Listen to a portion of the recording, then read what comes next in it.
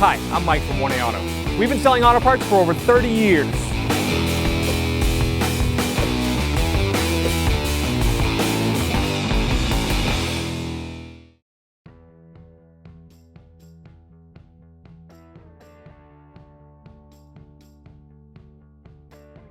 What's up, guys? Here we have a rear upper control arm. Sometimes they call it a link, sometimes they call it a trailing arm. We're going to be installing it on this 2000 Nissan Pathfinder. Generally what happens on these bushings will wear out, and it's better to just replace the whole arm than try to replace these bushings. So if you need control arms for your vehicle or any other suspension parts, check out 1aauto.com. Whenever you're doing any suspension repair, whether you're replacing components or removing suspension components and reinstalling them, it's a good idea to go to a local place that does alignments and have it at least checked, if not performed. That way it'll prevent your tires from wearing prematurely. We're going to pull the tire off. On this vehicle, generally you don't have to pull the wheel to do this job, but it makes it easier to see and it's easier to do. Before I take the lug nuts off, you can take the lug nuts off with this cap on. I just like to take the cap off so we don't scratch it. You can get in underneath the cap and pull, or you can use a pry bar and a little rag and pop it off, just like that. And then I'm going to use a 21mm socket and a breaker bar. I'm going to break all these lug nuts loose. I'm just going to crack them free. We don't want to take them off completely. All right, this vehicle has a wheel lock, so I'll put that on the lock, put the key on the lock, and then loosen that one as well. And then I can raise and support the vehicle. All right, now I'll take the lug nuts off. All right, now we're going to take the tire off. Here's where the upper link is located on the passenger side. It's right in front of the exhaust system, in between that and the rear spring. So before I start taking the bolts out, I want to spray the nuts down with some rust penetrant. They're a little bit rusty, and this will help in the removal procedure. We're gonna take this link out of the way because we need to access this bolt right here. So we'll take these two 14mm bolts out. We'll use a 14mm socket and a ratchet. These are a little bit tight in there.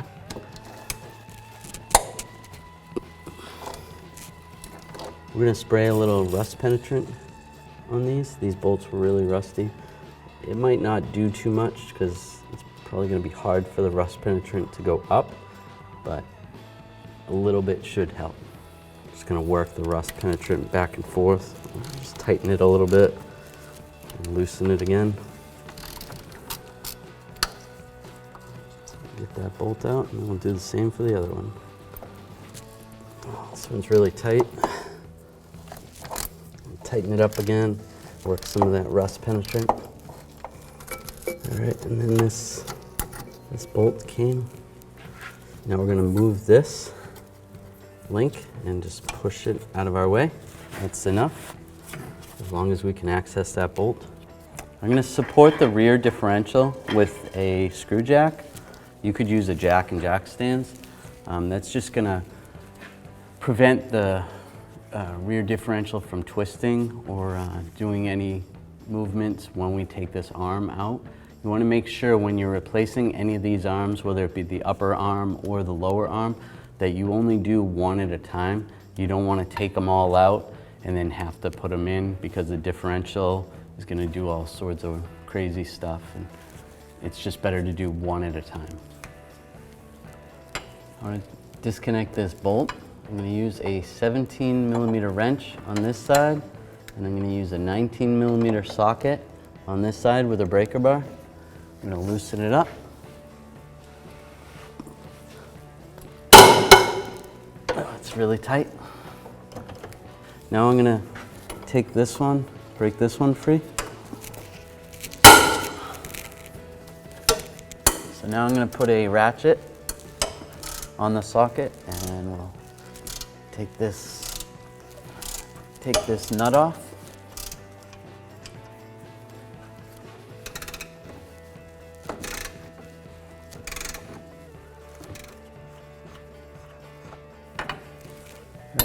And then keep in mind when you're doing this on the driver's side, it will be a similar procedure, except the bolts will be backwards. And you'll have to take your wrench and stick it in over the gas tank, right in there. And then you will use the ratchet on the outside to get that nut off. I'm going to use a hammer to take these bolts out. So I lowered down the differential just a little bit. And now I'm going to pull this bolt out and twist it. Pulled out. Now it's loose. Now I can pull this bolt out. And I can pull the control arm out. This is our old upper control arm. This is our new upper control arm from 1aauto.com. The shapes are the same. The positions for the mounting holes are the same. This new one has a bracket that is for other applications, but it's not going to get in the way of anything. These bushings, although they're not that worn out, there is some dry rot in the bushings, so these would be on their way out fairly soon. Get yours at 1aauto.com and you'll be ready to rock and roll. All right, we're going to install this upper control arm. I'm going to slide this part into the differential first. Slide this bolt through, like that. And I'm going to push it up into the bracket on the frame of the car. I'm going to have a helper give me a hand getting this bolt lined up. We're going to take a pry bar. I'm going to pry it right here. And then I'm going to be up here with the bolt, and same with the little pry bar in the hole, trying to get it to line up.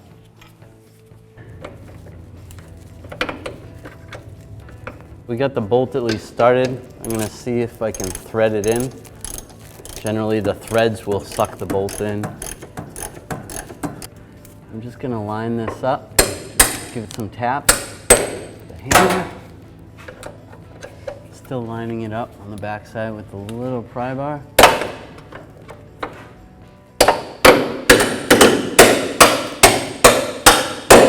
Now I got the bolts all the way in.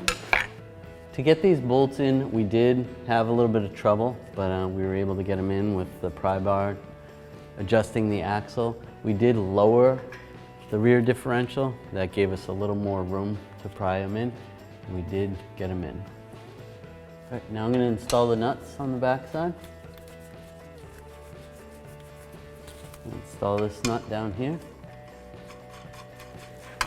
I'm going to use my 19mm socket and a ratchet. I'm going to snug these up, and a 17mm wrench on the bolt side. Now I'm going to torque these with a torque wrench. We actually sell these torque wrenches at 1aauto.com. I'm going to torque these to 105 foot-pounds.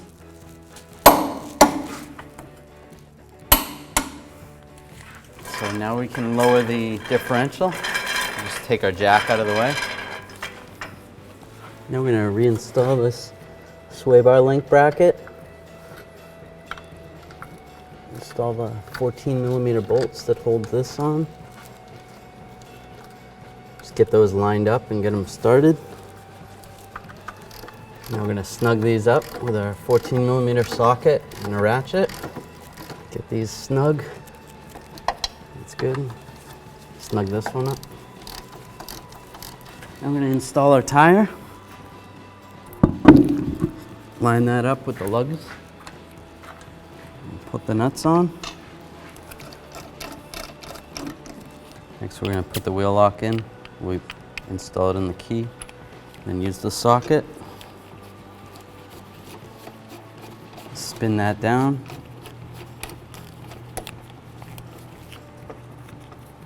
We can drop the vehicle down and torque them. All right, now I'm going to torque them with the torque wrench using a 21mm socket, and I'm going to torque them to 105 foot-pounds. And I'm going to do it in a star pattern or a cross pattern. That's going to torque the wheel down evenly.